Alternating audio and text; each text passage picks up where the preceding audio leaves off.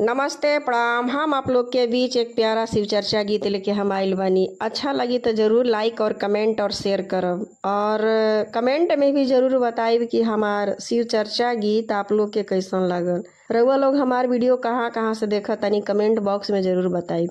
हमारा शिव गुरु के सुंदर बा मंदिरिया हो, मंदिरिया के चार गो दुआर। हमारा शिव गुरु के सुंदर बा मंदिरिया हो, मंदिरिया के चार गो दुआर। पहिला ही गेटावा पर कचड़ा बहुत है, पहिला ही गेटावा पर कचड़ा बहुत है। हमारा ये तनो न भइल ज्ञान हो, कचड़वा हम साफ कर दी। हमारा ये तनो न भइल ज्ञान हो, कचड़वा हम साफ कर दी।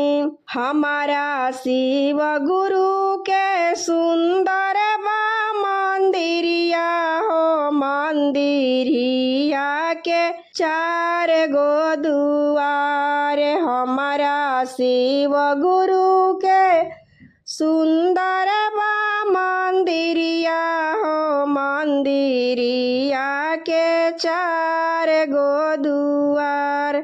दूसरा ही गेटावा पर गंगा बहत है, दूसरा ही गेटावा पर गंगा जी बहत है। हमारा ये तनो न भइल ज्ञान हो कि 5 डुबकी मार ली होती। हमारा ये तनो न भइल ज्ञान हो कि 5 डुबकी मार ली होती।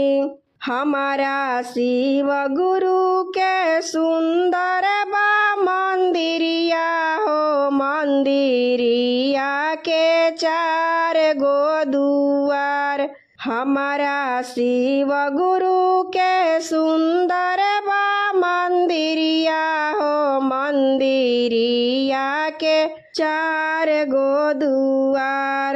तीसरा ही गेटावा पर नाग बाबा बैठल, तीसरा ही गेटावा पर नाग बाबा बैठल। हमारा ये तनो न भइल ज्ञान हो कि गोड़वा हम लागली होती। हमारा ये तनो न भइल ज्ञान हो कि गोड़वा हम लागली होती।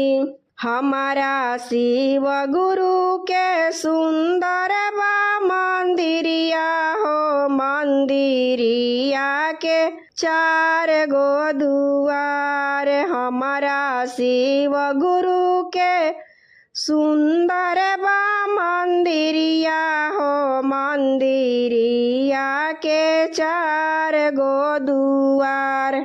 चौथा ही गेटावा पर शिव चर्चा होत बा, चौथा ही गेटावा पर शिव चर्चा होला।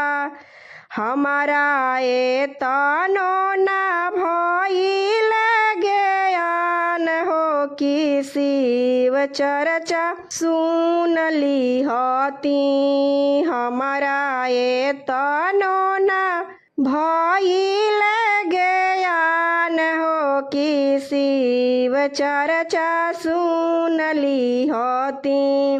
पहिला में दया मांगब दूसरा में चर्चा।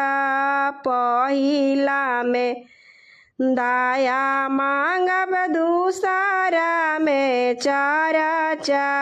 तीसरा में कोइनी नमः शिवाय प्रणाम हो कि दया हम मांगली हनी। अरे तीसरा में कोइनी नमः शिवाय प्रणाम हो कि दया हम मांगली हनी। हमारा शिव गुरु के सुंदर बा मंदिरिया हो। मंदिरिया के 4 गो दुआर। हमारा शिव गुरु के सुंदर बा मंदिरिया हो। मंदिरिया के 4 गो दुआर। हर हर महादेव।